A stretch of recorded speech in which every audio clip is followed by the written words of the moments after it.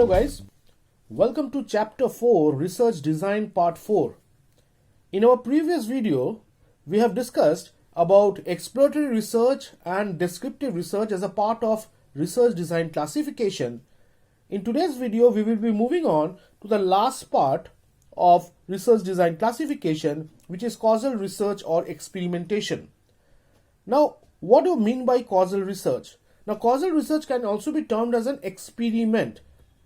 It is basically to understand which variables are the cause, which we say as independent variable, and which variables are the effect. That means we term it as a dependent variable of a particular phenomenon. Now, what it means?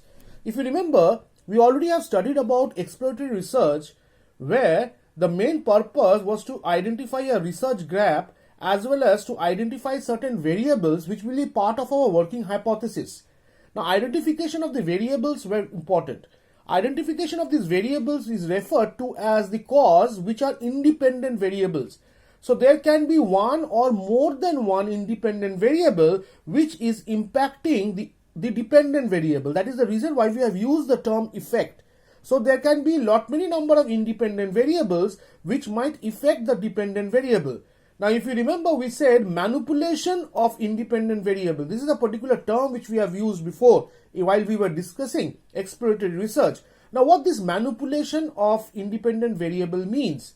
Now, manipulation of independent variable means, say for example, if we have 5 to 6 independent variables, we have identified from existing literature that there are 5 to 6 independent variables which might cause an impact on the dependent variable. Now, to start an experiment, why we term it as an experiment? To start an experiment, we can take one independent variable and can test its impact on the dependent variable. We can take one or more independent variable again to test the impact on the dependent variable. So, what we are going to do? We are going to do a permutation by taking certain independent variable and we'll check the impact on the dependent variable, which is the effect. And the best effect can stand as a possible model in our study. So, to determine the nature of the relationship between the causal variables and the effect to be predicted. So, that is the reason why we experiment with many number of independent variables and a combination of independent variable which is impacting the dependent variable. Now, we require to understand the concept of what I mean by independent variable and a dependent variable. Now, independent variable means a variable or an alternative that are manipulated as what I mentioned and whose effect are measured and compared. Give an example like a price level. Now, what price level? Because price of a particular product might also impact the sales of that particular company. So, sales is my dependent variable, price is my independent variable. Now, what I mean by test unit?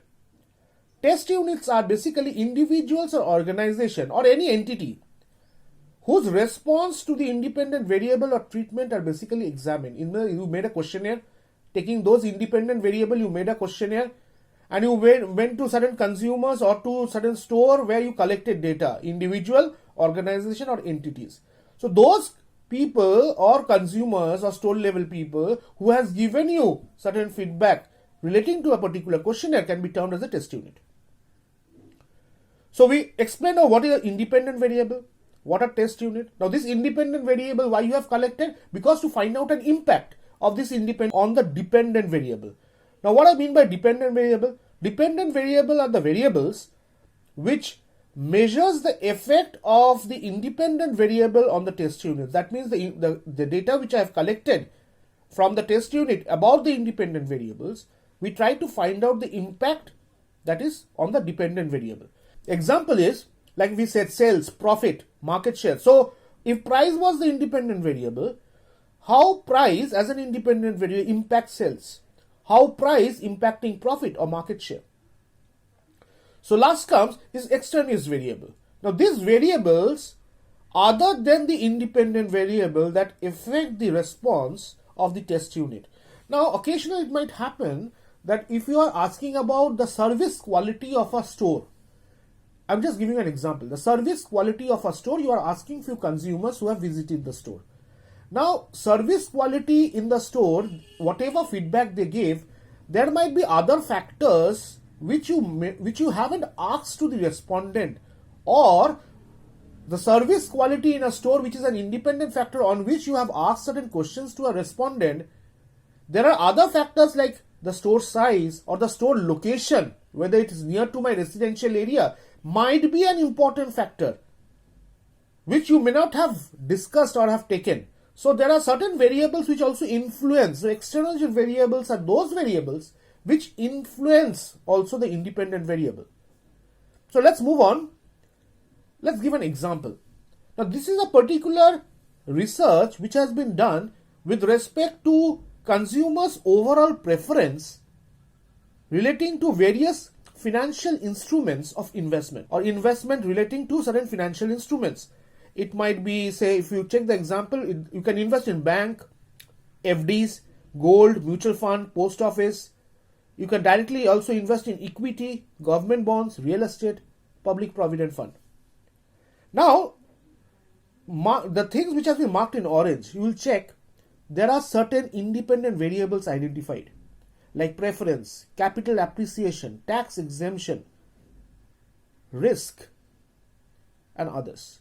Now, these are the independent variables which are important, while the overall preference, which has been marked in blue at the below, is these independent variables influence the dependent variable, which is my overall preference.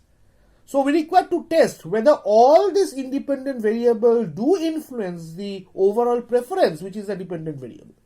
So, and they have used certain statistical techniques to find out. We are not going to discuss about the statistical technique. We will be discussing in separate video.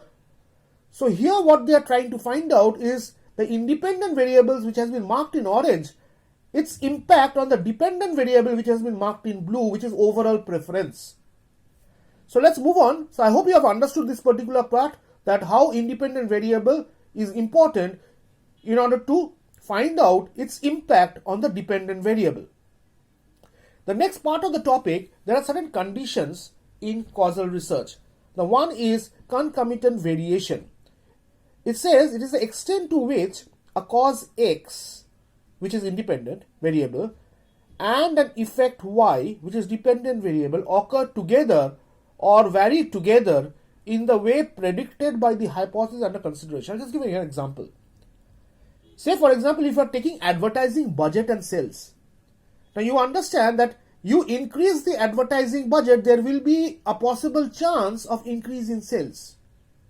Or else if you decrease the advertising budget, the sales might fall. So there is a somewhat of a parity with respect to the independent variable and the dependent variable. The next most important point is the time of occurrence.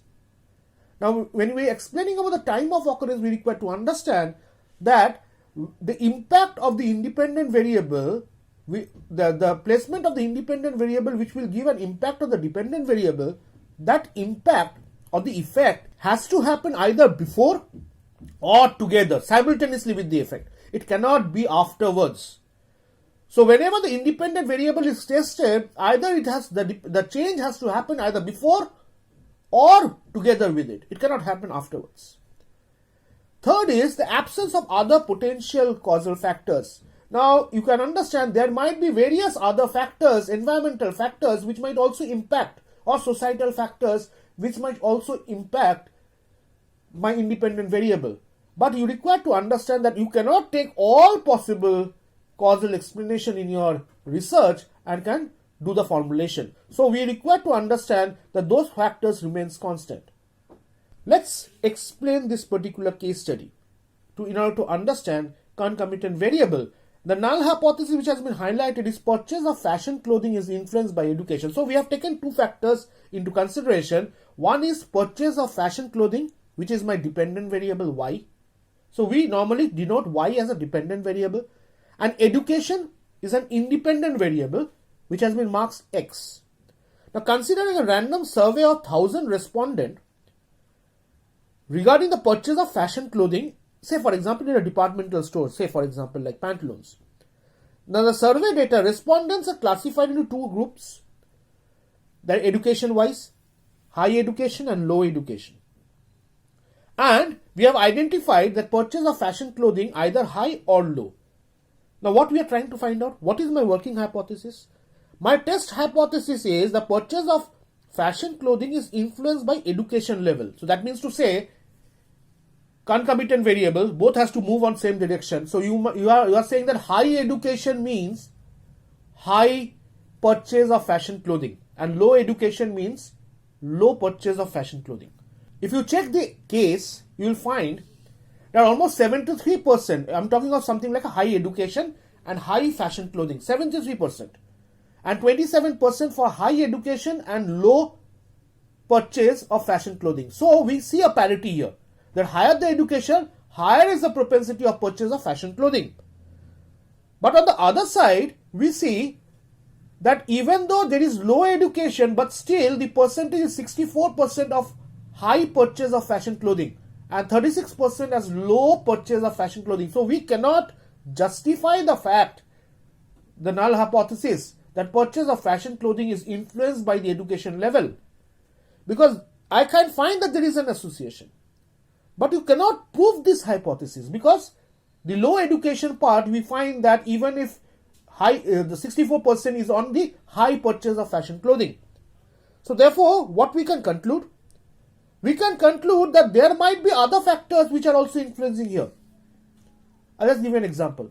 Income, the family income can be one of the factors. It might happen the higher the education, higher might be the income. So we haven't discussed about income here. We are only discussing about purchase of fashion clothing and education. So income can be one of the other factor which is also impacting this particular study. So I hope you have understood how variables, independent variables, various independent variables, or else any independent variable which I may not haven't taken in my study might impact the dependent variable. In the last part of our discussion, we will discuss about that what is the ordinary meaning and the scientific meaning of causality, the causality which we have, the experiments which we had. Now, with reference to the above example, where we said that education was impacting, higher the education, it was impacting purchase of fashion clothing, I can say X is, in an ordinary meaning, layman terms, we can say X is the only cause of Y. That means education, higher the education or the educational qualification is the only cause of the purchase of fashion clothing. But in a scientific meaning, X is one of the number of possible cause for purchase of fashion clothing. There can be others, like for example, family income can be one of them. Second, X must always lead to Y. That means to say, the educational level will lead to purchase of fashion clothing. We can say this in a layman's term, but the occurrence of X makes the occurrence of Y more probable. So this is what is important. That yes, X is important. X is important, which makes the occurrence of Y, which is purchase of fashion clothing, more probable. Possibilities are high. Last, it is possible to prove that X is a cause of Y. In a layman's term, we can say this. But in a scientific meaning, we can never prove that X is the cause of Y. At best, what we can say? X is a cause of Y. X is a cause of Y. We cannot prove it, but we can infer only that X is a cause of Y. So I hope you have understood the basic concept of causality or causal research under experimentation, of understanding what is the role of independent variables in the overall impact, of the dependent variable. In our next video, we will move on with our main story with respect to exploratory research, and our topic will be on secondary data. Till then, thank you.